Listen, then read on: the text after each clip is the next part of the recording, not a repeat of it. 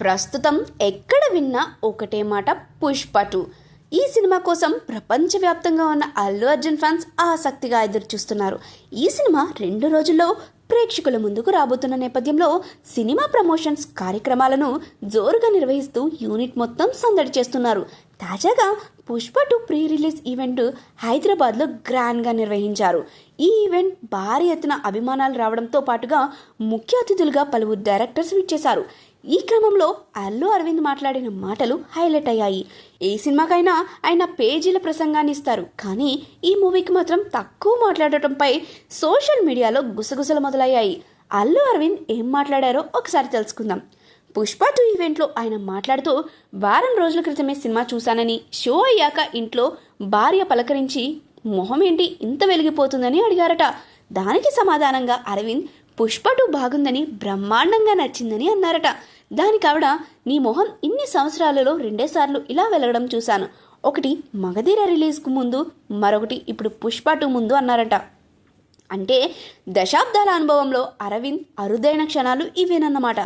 ఆయన పుష్ప 2తో పాటుగా మగధీర గురించి కూడా మాట్లాడడం ఆసక్తిగా మారింది.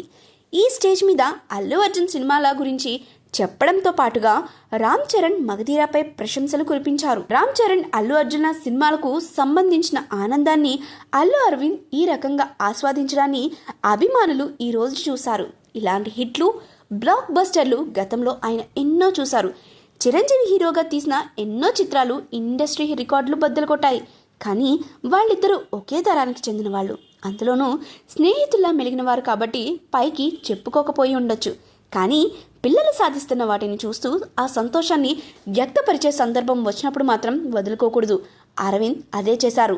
ఇది మెగా ఫ్యాన్స్కు కాస్త సంతోషాన్ని ఇచ్చిందనే చెప్పాలి. ఇప్పటికే కొన్ని కారణాల వల్ల వీరి కుటుంబాల మధ్య గొడవలు జరుగుతున్నాయని తెలిసిందే. ఈ ఈవెంట్కి చిరంజీవి వస్తారని అనుకున్నారు. కనీసం ఒక్క మెగా హీరో కూడా రాకపోవడంతో ఆయన నిరాశను వ్యక్తం చేశారని తెలుస్తుంది. దాంతోనే మెగా హీరోల గురించి ప్రస్తావించారని తెలుస్తుంది.